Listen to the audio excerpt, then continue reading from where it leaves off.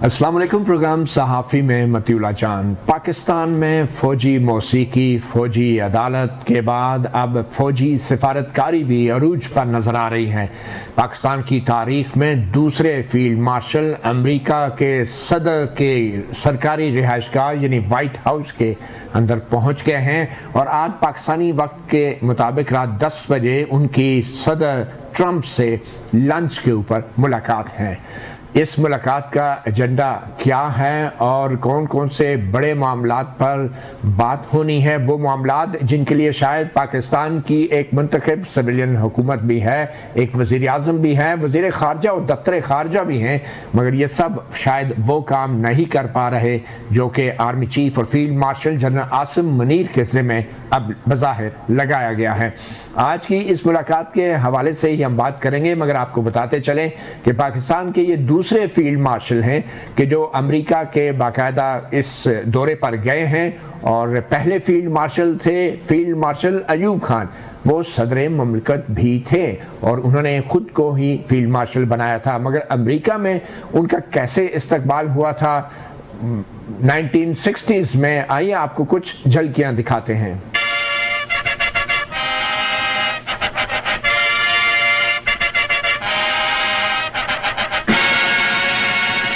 आप देख रहे हैं कि किस तरीके से अमेरिका में पाकिस्तान के फील्ड मार्शल का इस्तकबाल हुआ था। सदर कैनेडी का दौर था, मगर इसकी वजह यह नहीं थी कि वो फील्ड मार्शल थे।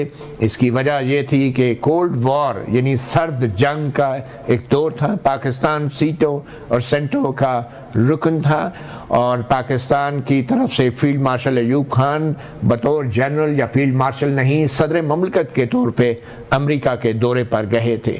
अब की बार बहुत खामोशी है कि field marshal general Asim Munir, उनको लंच के ऊपर अमेरिकी सदर ने मुलाकात का वक्त दिया है और इस मुलाकात का एजेंडा क्या है और पाकिस्तान के इस फौजी सिफारतकारी के मकासद क्या हैं, इनके बारे में कुछ ज़्यादा तो नहीं जानते। मगर अमेरिकी सदर बज़ाहिर पाकिस्तान के field marshal general Asim Munir की शख्सियत से बहुत मुतासर नज़र आते हैं। आइए देखते हैं कि आज उन्होंने एक सहाफ़ी के सवाल के जवाब में आज लंच के ऊपर जनरल आसिम मुनीर से होने वाली मुलाकात से पहले क्या कहा। ये शख्स इंतहाई इन्फ्लुएंशियल यानी असर रखने वाला शख्स था। ये बात कर रहे हैं अमेरिकी सदर फील्ड मार्शल आसिम मुनीर से मुताल्लिक, जिनसे पाकिस्तानी वक्त के मुताबिक रात 10 बजे उनकी लंच पर मुलाकात होनी है। तो सबसे पहले तो हमें ज्वाइन किया है अली सरवर नकवी, एम्बेसडर रिटायर्ड, और उनके साथ हमें ज्वाइन किया है सीनियर जर्नलिस्ट और तज्ज़ियाकार मज़हर अब्बास ने, और फिर किसी तारफ़ के मोहताज नहीं सीनियर जर्नलिस्ट और कालम नवीस हफीज़ुल्लाह न्यासी ने। मगर सबसे अहम इस वक्त हमारे साथ बराह रास्त मौजूद हैं अनवर इकबाल, सीनियर जर्नलिस्ट हैं जो इस वक्त अमेरिका में वाशिंगटन में मौजूद हैं। हम उनसे मालूम करते हैं कि इस मुलाकात की क्या अहमियत है। अनवर इकबाल साहब, बतौर सहाफ़ी अमेरिका में होने वाली इस मुलाकात के एजेंडे के बारे में अभी तक क्या मालूमात सामने आई हैं? कल कुछ झलकियाँ तो फील्ड मार्शल आसिम मुनीर ने ओवरसीज़ पाकिस्तानियों से खिताब के दौरान ज़रूर कराई हैं, और क्या खबरें आने वाली हैं इसके बारे में कुछ आप बता सकेंगे? देखें, ये तो गेस वर्क होगा कि क्या खबरें आने वाली हैं। ज़ाहिर एक मुलाकात है, उसमें जो चीज़ 2-4 चीज़ें वाज़ेह हैं कि ईरान की सूरत हाल है, तो उसमें हम बहुत सेफली गेस कर सकते हैं कि उस पर बातचीत होगी। पाक भारत जो तनाज़ा है, जो अभी हमारी एयर वॉर हुई थी, उसके बाद जो सूरत हाल पैदा हुई, उस पर गुफ्तगू होगी।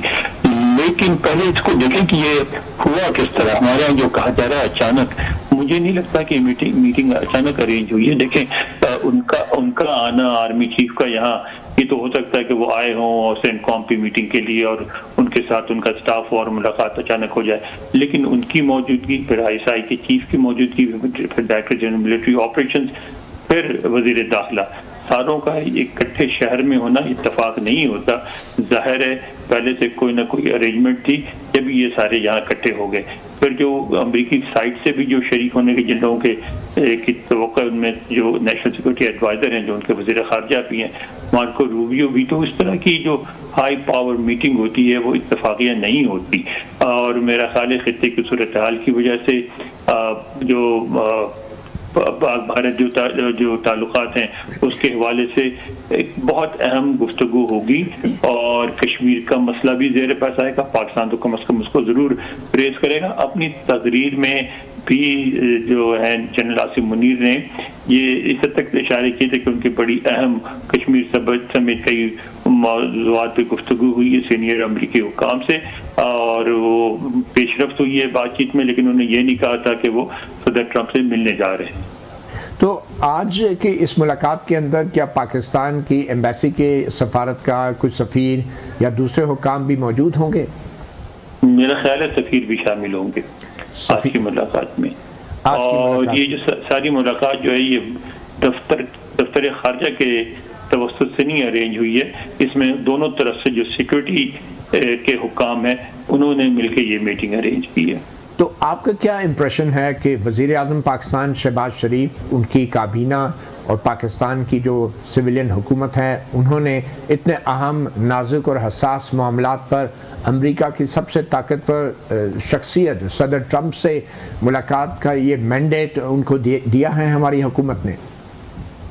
सदर ट्रंप का बयान जो भी चलाया आपने खुद भी सुना जाहिर है, उसमें उन्होंने ये कहा कि सबसे इन्फ्लुएंशियल जो आदमी है वो तो पाकिस्तान में जनरल आसिम मुनीर ही है। तो जब खुद अमेरिका को भी इस बात का एहसास है, अमेरिका इस बात को अच्छी तरह समझता है कि अगर पाकिस्तान से किसी अहम मौजू पे बातचीत करनी है और ऐसे फैसले करने हों जो कि देरपा हों और आने वाली हुकूमतें भी उनकी पासदारी करें, तो वो एक ही कुव्वत है पाकिस्तान में जो उसकी गारंटी दे सकती है, वो फौज की है। और ये तो खैर बहुत बड़े लेवल पे गुफ्तगू हो रही है। एक यहाँ असिस्टेंट सेक्रेटरी ऑफ स्टेट होती थी, तो इसी तरह की कोई इशू चल रहा था। तो बल्कि मैं आपको बता देता हूँ, ये जब हमारे सफीर साहब जो हुसैन हक्कानी वो इस्लामाबाद जा रहे थे और खतरा ये था कि उनको वहीं गिरफ्तार कर लिया जाएगा, ये मेमो गेट स्कैंडल के दौरान। जी, तो हमने उनसे ऑफ द रिकॉर्ड गुफ्तगू जो बैकग्राउंड ब्रीफिंग होती है, जो कि अब बताया जा सकता है, बड़े साल गुजर गए, तो उनसे पूछा कि जनाब ये जो जा रही तो गिरफ्तार हो जाएंगे? उन्होंने कहा नहीं, हमने एश्योरेंस लिए। तो हमने कहा आपने वज़ीर आज़म से बात की? तो हंस के उन्होंने कहा कि नहीं, हमने उनसे बात की जो ये एश्योरेंस दे सकते हैं। अच्छा, असिस्टेंट सेक्रेटरी ऑफ स्टेट ने वज़ीर आज़म से एश्योरेंस ली और हमारे आर्मी चीफ वज़ीर आज़म से नहीं ली, वज़ीर आज़म से नहीं ली। हमने पूछा वज़ीर आज़म से ली, तो उन्होंने हंसकर कहा कि नहीं, हमने उनसे बात की जो ये एश्योरेंस दे सकते हैं, जो ये दे सकते हैं। बहुत शुक्रिया अनवर इकबाल साहब, आपने वक्त दिया। एम्बेसडर अली सरवर नकवी साहब, आपने सारी उम्र सफारतकारी की है और उसका एंड रिज़ल्ट ये है कि आज हमारे फील्ड मार्शल और जनरल साहब को ये काम करना पड़ रहा है जो आपने सारी उम्र किया है। बतौर एक सफारतकार आपको कैसा महसूस हो रहा है? क्या ये पाकिस्तान की सफारतकारी की, दफ्तर खारजा की, डिप्लोमेसी की नाकामी है कि हमें सबसे ताकतवर शख्स जो है आर्मी चीफ या एक जनरल को सदर ट्रंप से मुलाकात के लिए अहम मामलात पर भेजना पड़ रहा है? देखिए, ये बात आपने की है, इसमें भी कुछ वजन है, लेकिन मैं ये इसको यूं देखता हूं कि ये पाकिस्तान सुरखरू हो रहा है। ये पाकिस्तान का जो भी नुमाइंदा हो, चाहे फील्ड मार्शल, देखिए ना, मैं तो ये आर्मी और सिविलियन की जो आपस में डिवाइड है इसमें बिलीव ही नहीं करता। We all have to work together. अच्छा, तो ये पाकिस्तान के लिए बहुत बड़ी बात है कि फील्ड मार्शल आसिम मुनीर को सदर ट्रंप ने व्हाइट हाउस में लंच पे बुलाया और इसमें पाकिस्तान के सारे बाकी लीडरान या ऑफिशियल्स वो सारे उसमें शरीक होंगे।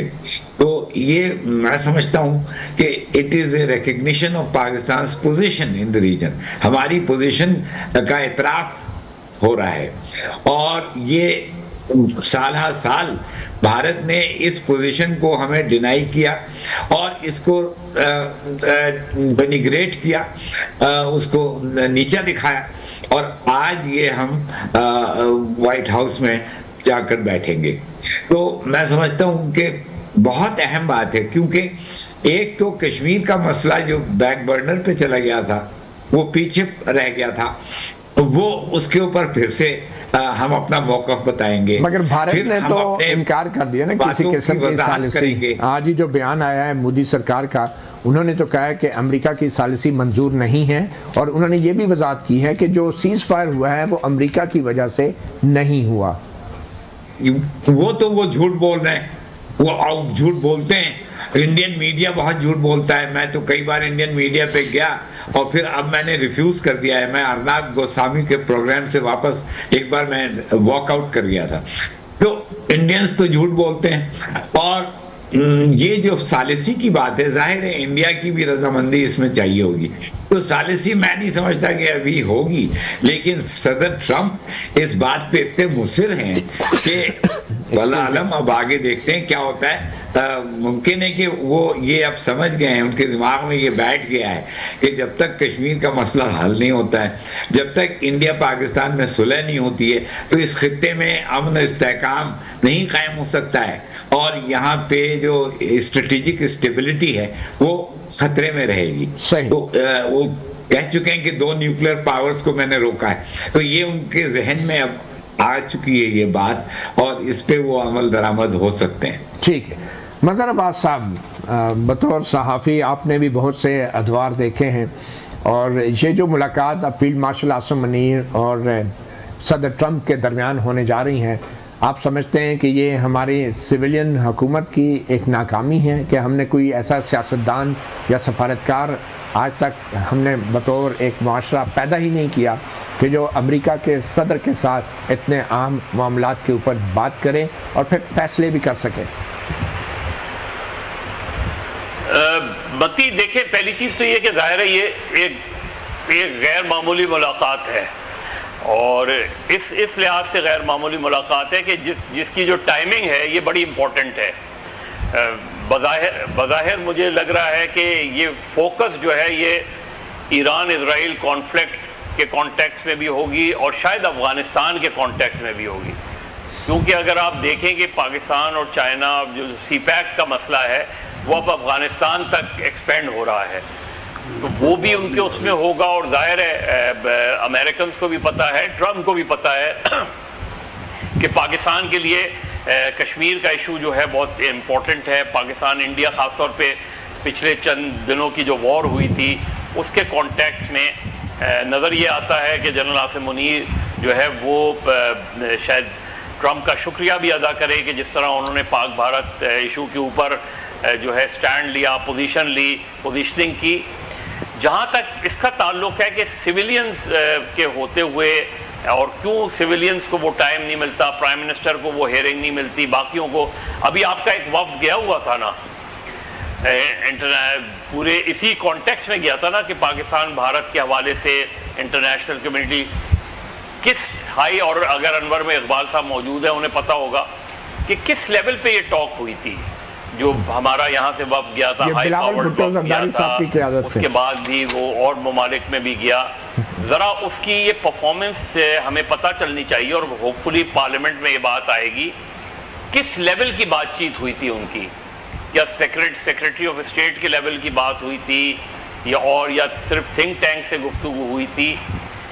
ये जो मुलाकात है, देखिए हमेशा से जो है पाकिस्तान की आर्मी और अमेरिकन उनका एक ख़ास रिलेशनशिप रही है, चाहे वो सिविलियन अदवार हों या मिलिट्री रूल्स हों उसके अंदर। लेकिन इस कॉन्टेक्स्ट में इस वक्त ये जो मुलाकात है इसकी बेइंतहा अहमियत है, और हमारे लिए बड़ा एक आसान इस वक्त वो नहीं है लम्हा। और उस लिहाज से मैं कह रहा हूँ कि ईरान इजराइल कॉन्फ्लिक्ट में अमेरिका किस हद तक इन्वॉल्व होता है, जाता है। अगर अमली तौर पे जो है उस जंग का हिस्सा हो गया तो बात और ख़तरनाक हो जाएगी। तो पाकिस्तान के आर्मी चीफ और फील्ड मार्शल जो है वो इस कॉन्टेक्स्ट में पाकिस्तान का मौक़िफ़ किस तरीके से वो सामने रखते हैं, ये हमें देखना है। और उसका अंदाज़ा हमें इससे होगा कि ये बातचीत कितनी देर की होती है, कितनी, ज़ाहिर है एक ज़ोराना भी है, लेकिन उसके अलावा भी ऐन मुमकिन है कि 1-on-1 मुलाकात भी हो उसमें। तो हमें उस कॉन्टेक्स्ट में देखना पड़ेगा कि ये मुलाकात किस उसमें होती है, कितनी देर चलती है मुलाकात, उससे अंदाज़ा हो जाएगा कि पाकिस्तान का अपना रोल उसके अंदर क्या होगा। मुझे बिल्कुल ये लग रहा है कि इस वक्त ये जो मुलाकात है इसका फोकस यकीनन पाकिस्तान इंडिया भी होगा, लेकिन जो इमीडिएट सूरत हाल है ईरान और इजराइल की, उसमें पाकिस्तान अपने आप को कहां प्लेस करता है, ये बहुत इंपॉर्टेंट होगा। ठीक है हफीजुल्लाह नियाज़ी साहब, आमतौर पे ऐसे मुज़ाकरात के अच्छे नताइज भी निकलते हैं, बुरे नताइज भी निकलते हैं, तो इस हवाले से हम किसको जवाबदेह ठहराएंगे? पार्लियामेंट को, काबीना को, वज़ीर-ए-आज़म शहबाज शरीफ को, या किसको इस दौरे के हवाले से और फील्ड मार्शल और सदर ट्रंप की मुलाकात के हवाले से? असल में मतुल्ला साहब, ये चीज़ें बड़ी एक अजीबोगरीब, इसका एक बैकग्राउंड होता है, इसमें डेप्थ होती है, इसके कुछ पैरामीटर्स होते हैं, और हम चीज़ों को बिल्कुल एक फेस पे और जो सोशल मीडिया के जो हमारे एक कन्वर्सेशन चल रही होती है उस पैराए में लेते हैं। इससे मिलती जुलती मुलाकात इससे पहले एक ही हो चुकी है, और वो मार्च 2010 के अंदर 2010 में पाकिस्तान के आर्मी चीफ जनरल क्यानी की ओबामा से हुई थी, जिसमें उन्होंने एक बहुत मशहूर डोसियर दिया था, और उसमें पाकिस्तान का और अमेरिका के तल्लुकात अफगानिस्तान के अंदर बहुत टेंस हो चुके थे, और बड़ी बड़ी अजीबोगरीब गलतफहमी थी। मुझे ये नहीं पता सलाला हुआ था या नहीं हुआ था, लेकिन और बहुत सारी चीज़ें ऐसी हो चुकी थी, जैसे अमेरिका पाकिस्तान के तल्लुकात ड्रोन्स अटैक्स हो रहे थे, एक बड़ी एक हमारे अंदर तनाव की कैफियत थी। उसके ऊपर एक बेहतरीन खूबसूरत किताब लिखी वली रजा नसर ने। वली रजा नसर एक बहुत एक हाईली लर्नड आदमी है, और ईरानियन नस्ल का है, हॉलब्रुक का वो असिस्टेंट एडवाइज़र है और अफगानिस्तान, और वो उस मुलाकात में मेरा ख्याल है कि अगर नहीं भी था तो उसके बाद फर्स्ट हैंड अकाउंट है, क्योंकि हॉलब्रुक उस ज़माने में इस सारे मिशन को हेड कर रहा था अफगानिस्तान के ऊपर, इसके लिए ओबामा का ने अपने जो एडवाइज़र बनाया हुआ था। सही। उस मुलाकात के तफसील देख लें, और उसके बाद उसके ऊपर पूरी किताब द मोस्ट इंडिस्पेंसिबल नेशन, इस तरह की उसका उन्वान था, वो याद नहीं, कमाल की किताब है वो, पूरी डॉक्यूमेंटेबल की समझे रिसर्च थीसिस है। तो उस मुलाकात, ये मुलाकात तो उस मुलाकात में कोई फर्क नहीं है। वो मुलाकात भी इसी तरह गई थी, पेंटागन ने बुलाया था, जनरल आसिम मुनीर साहब को, फील्ड मार्शल आसिम मुनीर साहब को पेंटागन ने बुलाया है, वहां जाके तय हुआ, फिर एक मुलाकात ओबामा के साथ तय हुई, और बेशुमार इस तरह कई मुलाकातें तय हुई। मुझे याद पड़ता है कि ओबामा साहब जो हैं वो पेंटागन में अपने सेक्रेटरी डिफेंस के ऑफिस में जस्ट वॉक इन किया था उन्होंने, और वहां पे इंटरेक्शन हुआ था शायद, मेरा ख्याल है व्हाइट हाउस में हुई थी। बिल्कुल मुझे अच्छी याद को मैं बहुत फॉलो कर रहा था उसको। अच्छा ठीक है। और ये वो पूरी व्हाइट हाउस में हुई थी, और बाकायदा उनके सामने वो डोसियर रखा गया था, और डोसियर पर उनको प्रिंट हालत में क्यानी साहब पकड़ाया था, और वो डोसियर पढ़े तो आपको क्यानी साहब की जो इंटेलेक्ट है यकीन आने के आपको मबहूत कर देगी, क्योंकि इतना पाकिस्तान का जर्नल जो है वो ऐसी जबरदस्त थी कि एक हिस्टोरिकल पेपर है जो डोसियर उन्होंने दिया था ओबामा को, कोई 15-20 सब होगा। अच्छा अब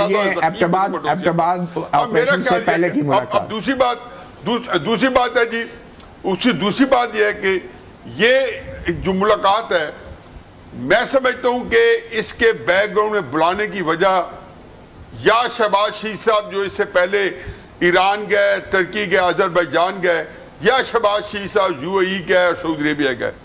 मैं इन सारों को अब हाइंड साइड में देखता हूँ, ये ईरान के हमले से पहले जो था इसी तनाजुर में हुए होंगे, और मैं नहीं समझता हूँ कि अमेरिका को ये पता नहीं होगा कि इसराइल हमला करने वाला है।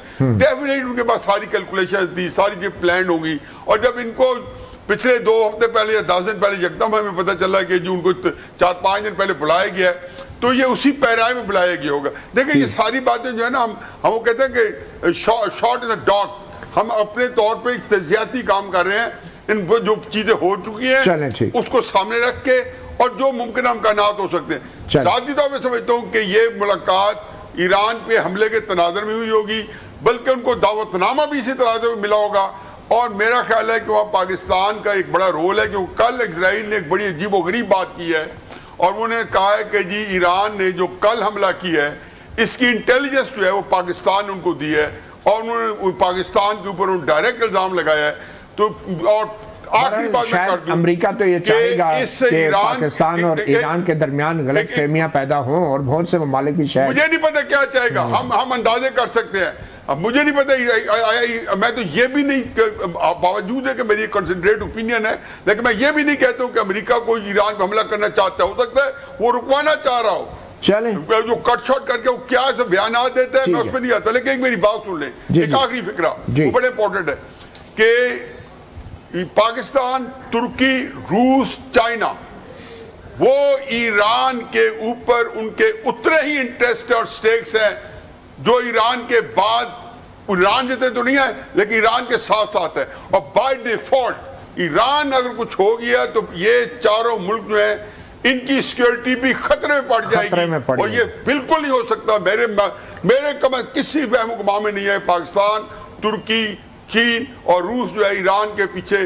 डट के खड़े होंगे, कोई और वजह नहीं है, अपने मफादात के लिए। चलें ठीक है, एक छोटी सी ब्रेक लेंगे। ब्रेक के बाद हमारे साथ मौजूद हैं एम्बेसडर अली सरवर नकवी, और यही सवाल उनसे हम जानेंगे कि ऐसी सूरत हाल में पाकिस्तान का क्या मौक़िफ़ होना चाहिए, खासकर अगर अमेरिका इसराइल ईरान जंग में कूदता है। एक वक्फे के बाद वेलकम बैक सहाफ़ी प्रोग्राम में। एम्बेसडर नकवी साहब, अगर ईरान में हुकूमत तब्दील की जाती है जिसको अमरीकी रजीम चेंज कहते हैं, तो पाकिस्तान का क्या मौक़िफ़ होना चाहिए?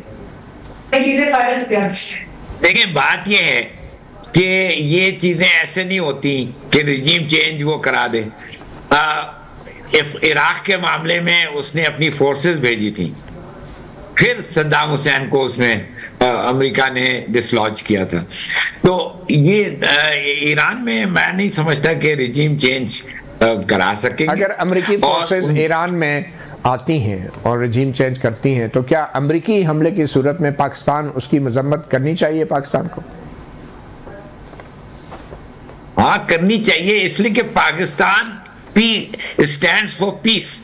हम अमन के मुद्दा हैं, खैर खा हैं। हम चाहते हैं कि अमन कायम हो। हम अक़वाम मुत्तहिदा के सिक्योरिटी काउंसिल के मेंबर हैं और उसका सिक्योरिटी काउंसिल का मकसद और उनका काम असली मौक़िफ़ अपनाना चाहिए। मैं मज़हर साहब आपकी तरफ आना चाहूँगा। अगर अमेरिका इसराइल ईरान जंग में कूदता है तो पाकिस्तान का क्या मौक़िफ़ होना चाहिए? देखिए, बहुत ही डिफ़िकल्ट पोजीशन में होंगे, लेकिन हमें ये बिल्कुल इस पोजीशन पे ज़ाहिर है हम ना आउटराइटली ईरान के साथ जा सकते हैं। हमें अगर अमेरिका ईरान पर अटैक करता है तो हमें उस हमले को कंडेम करना चाहिए, स्ट्रांगली कंडेम करना चाहिए उसमें, और डिप्लोमेटिकली भी कोशिश करनी चाहिए कि सिचुएशन ज़ाहिर है हमारी वो से नहीं होगी, लेकिन हमारी स्ट्रेटेजिक इम्पोर्टेंट बहुत है। तो पाकिस्तान को किसी भी तरीके से इस कॉन्फ्लिक्ट में कम से कम इस अंदाज में नहीं होना चाहिए, क्योंकि ये तासुर पैदा हो कि जैसे शायद हम अमेरिका के साथ नहीं हैं, ईरान के साथ नहीं खड़े हुए हैं। ये सिचुएशन अगर हम करते हैं, क्योंकि ज़ाहिर है बहुत सेंसिटिव मामला है, और इस मुलाकात का आउटकम क्या होता है, क्या कोई पब्लिक टॉक होती है इसके हवाले से, क्या कोई स्टेट डिपार्टमेंट ब्रीफिंग देता है।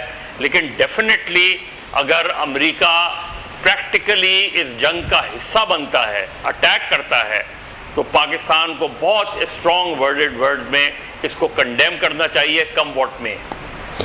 मगर इसके बाद पाकिस्तान के लिए क्या चैलेंजेस हो सकते हैं अगर ख़ास तौर पे ईरान में रजीम चेंज होती है, और जैसा कि एम्बेसडर साहब कहते हैं कि ग्राउंड फोर्सेस के बगैर ये ना हुआ है ना होएगा, तो अगर अमेरिकी ग्राउंड फोर्सेस ईरान में आती हैं तो फिर पाकिस्तान की क्या पोजीशन? फिर तो एक क्लियर और फर्म स्टैंड लेना पड़ेगा।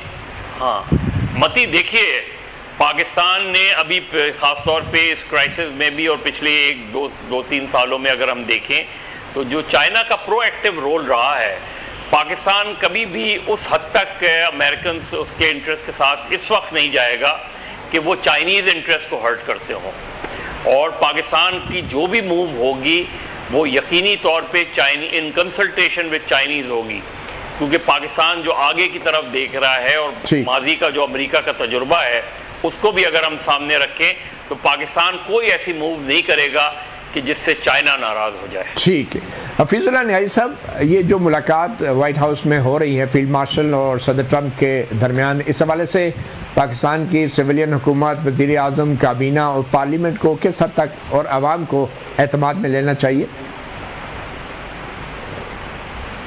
मैं असल में मुझे अजीब सा लगता है, असल में ये मीटिंग जो होती है ये कोई पार्लियामेंट के लिए या प्रेस ब्रीफिंग के लिए या ऑप्टिक्स के लिए नहीं होती। मसलन एक ऑप्शन ये है कि उन्होंने बुलवाया होगा, उन्होंने कहा होगा कि जी हमें पता है, ये मुझसे लिखा लें, और ये शायद आपको अब न पता चले, हो सकता है 10 साल बाद पता चले कि आज ईरान जो मुकाबला कर रहा है इसके पीछे 4 कुव्वतें मौजूद हैं, जिनमें सबसे ज़्यादा फुटप्रिंट आपके पाकिस्तान के और चाइना के, और आज के नहीं है, पाकिस्तान के 40 साल के नजर आएंगे, और एक बगैर किसी तवक्कुफ के। तो ये एक मीटिंग उसको अनडू नहीं कर सकती। अगर 80s में पाकिस्तान ने ईरान की टेक्नोलॉजी और साइंस के अंदर कोई हाथ बटाया है, या कोई और हमारा एक दूसरे तल्लक है, हमारी जो तिजारत होती है जिसको लोग स्मगलिंग कहते हैं, मैं कभी इसको स्मगलिंग नहीं कहता हूँ, मैं ये कहता हूँ कि वो तिजारत है जो पाकिस्तान और ईरान जो है, इन सारी, वो कहते हैं ना सनोबर बाग में आज़ाद भी है पापा गिल भी, इन्हीं पाबंदियों में हासिल आज़ादी को तू कर ले। हमारे बॉर्डर का हमने वहाँ से उसका फायदा उठा रहा है।